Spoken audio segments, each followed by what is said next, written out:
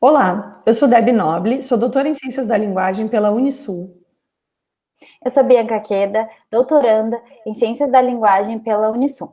Hoje nós vamos apresentar nosso trabalho intitulado O Ensino da Língua Escolar nos Espaços Enunciativos Informatizados, uma questão de arquivo e autoria. O acontecimento histórico da pandemia de Covid-19 levou a novos modos de discursivização e fez emergir novas formas de subjetivação. A partir desse acontecimento, se impôs a necessidade de isolamento social e a reconfiguração da educação em um funcionamento remoto. Nessa conjuntura, o Estado de Santa Catarina assumiu o Google Classroom como um espaço oficial da prática pedagógica. Considerando com o Peixe que para toda demanda há sempre uma resposta já possível, relação tratada por meio do par demanda-comanda, nós entendemos que a construção de uma necessidade não é anterior às respostas oferecidas para ela. Assim, o Google Classroom, o Google vem sendo introduzido na educação catarinense há alguns anos por meio de acordos de cooperação, formações pedagógicas e construções de espaços de tecnologia em escolas piloto.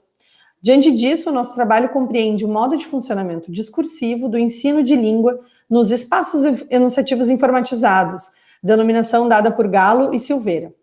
Na conjuntura do ensino remoto catarinense, nós nos debruçamos mais especificamente sobre os espaços legitimados pela chancela institucional, o Google Classroom, em comparação àqueles que não são legitimados, o Instagram e o Facebook. E ancoradas na perspectiva teórica-metodológica da análise do discurso, nós nos valemos das categorias de discurso de escrita e forma de discurso de escritoralidade, que são propostas por Galo, a fim de compreender a inscrição do professor como um sujeito ordinário, conceito dado por Juliana da Silveira, e a produção de autoria nesse espaço em que o discurso pedagógico passa a circular e a ser formulado na imbricação com a materialidade digital. O nosso corpus é constituído, então, por duas atividades promovidas em uma mesma escola durante o período de ensino remoto. A primeira atividade, que a gente vai chamar de A1, foi postada no Google Classroom, no espaço correspondente à disciplina de português, e apresenta um trabalho com mini-contos, especificando que esse é um gênero circulante nas redes sociais, mas propondo que a escrita dos alunos seja realizada no caderno. Já a segunda atividade, A2, foi postada na conta de Instagram da escola e divulga uma live debate no Facebook, que é realizada pelos professores das áreas de linguagens e ciências humanas. E a temática é games que podem ensinar. Assim, nós nos questionamos como se dá e do que se trata ensinar língua na escola a partir dos atravessamentos operados pela materialidade digital. A resposta a esses questionamentos toca a questão da autoria do professor e da sua relação com a manutenção e ou reconstrução de um arquivo de coisas a saber sobre língua na escola, bem como os modos de leitura de arquivo. Entendemos arquivo como um espaço simbólico afetado por atividades subterrâneas, no qual alguns dados são expostos e outros são silenciados ou à margem. Observamos, assim, que a figura A1 se inscreve no discurso de escrita, pois se trata de uma atividade escolar que, apesar de propor o trabalho como gênero textual que circula nas redes sociais, se apresenta com características do discurso pedagógico, funcionando predominantemente pela paráfrase, contendo a polissemia e instituindo pelo discurso autoritário.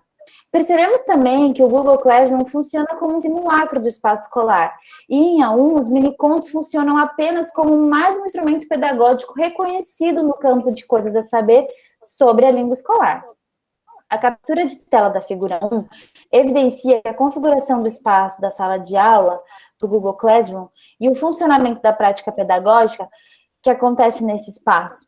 Aqui usaremos a titulação de espaço escolar informatizado, baseando-nos na noção de espaço enunciativo informatizado, proposta por Galo e Silveira, para compreender esse ambiente digital, no qual se formulam e circulam os discursos de escritoralidade.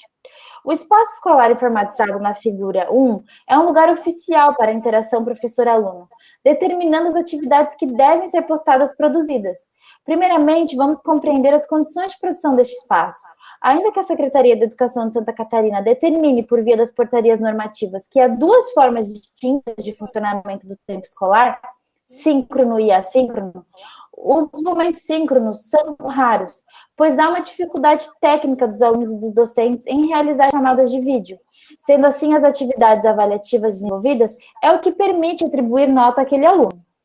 Posto isso, percebemos que há outro problema que atravessa o ensino remoto, que são as práticas do ensino presencial, como mostra na captura da tela. O comando do exercício que enuncia, aqui em destaque, Lendo os 3 exemplos expostos acima, escreva em seu caderno.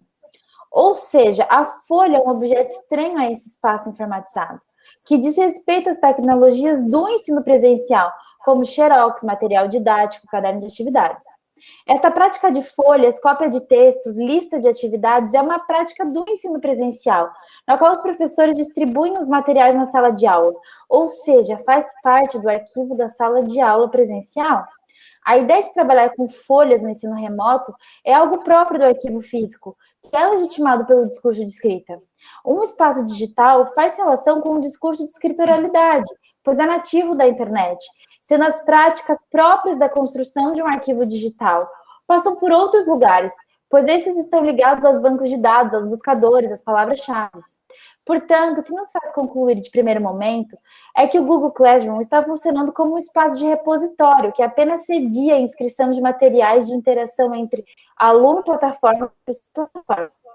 Ou seja, ele apenas transporta a prática da sala de aula presencial, pois nem desloca o funcionamento do espaço, nem o discurso pedagógico, que na definição de Orlandi funciona predominantemente como um discurso autoritário.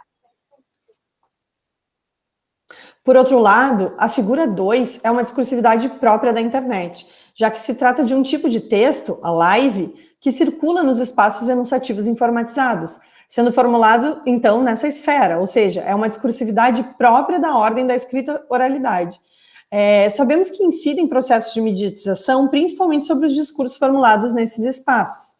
Então, nós propomos considerar a contradição que se apresenta entre o sujeito do equívoco, do esquecimento, sujeito professor e a materialidade digital, que é produzida por uma prática técnica dos sistemas digitais.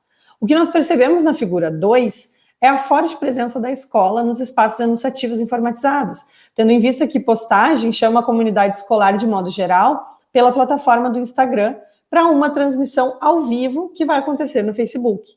As redes sociais dessa escola, a gente percebe, não funcionam simplesmente como uma ferramenta pedagógica.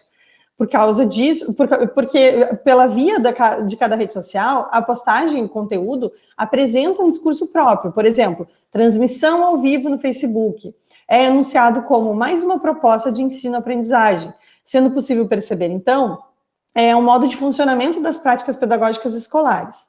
Aí, a Live Games que podem ensinar, que é transmitida no Facebook, é uma proposta plural e multidisciplinar, pois reúne professores de diferentes áreas de conhecimento, como filosofia, geografia, sociologia e linguagens. O intuito da live é construir conhecimento por via do Facebook, ou seja, os comentários recebidos em tempo real no chat, que permitem uma interação entre os professores e os alunos, deslocam a posição autoritária em que apenas o professor pode falar. A Orlandi já explica, né, que quando estamos diante de um discurso predominantemente polissêmico, há espaço para reversibilidade, o que seria um deslocamento na voz dominante. Sendo assim, quando a seleção do objeto de saber, que são os games, é compreendido como uma forma de locução entre o professor e o aluno, isso abre espaço para que novos sentidos e dizeres sejam produzidos dentro do espaço pedagógico, jogando mais com o discurso polissêmico do que com o autoritário, já que constroem-se espaços de validação daquilo que os alunos e a comunidade escolar trazem nos comentários. Mas ainda se mantém pontos de ancoragem para apontar as potencialidades do saber em outros campos do conhecimento. Então, é possível perceber o deslocamento de sentido da sala de aula presencial para o ensino remoto quando trabalhamos com a ideia de lives. Quando o aluno participa de uma live, ele produz um sentido diferente do que se participa de uma aula síncrona pela plataforma do Google. Na figura 1, nós temos como opções de ferramenta mural, atividades, pessoas e notas. Mas apenas a professora regente é a mediadora daquele espaço, ou seja, tudo funciona como no ensino presencial, há apenas um transporte para o digital. Já na figura 2, temos o espaço do Facebook e Instagram funcionando de modo a construir um conhecimento multidisciplinar, com um objeto de games, que não é próprio do discurso pedagógico. E a participação do aluno no chat é fundamental para que aquilo funcione. Assim, para concluir, a partir dessa análise, acreditamos ser possível ter pistas de como esses arquivos são construídos, compreendendo o que há de regularidade e de dispersão neles, para então contribuir na sustentação de nossa tese inicial, de que há, no movimento do discurso de escrita para a escritoralidade, a constituição de um novo arquivo no campo de coisas a saber da língua, na imbricação com a materialidade digital, ou ao menos a instauração de novas formas de leitura de arquivo na escola.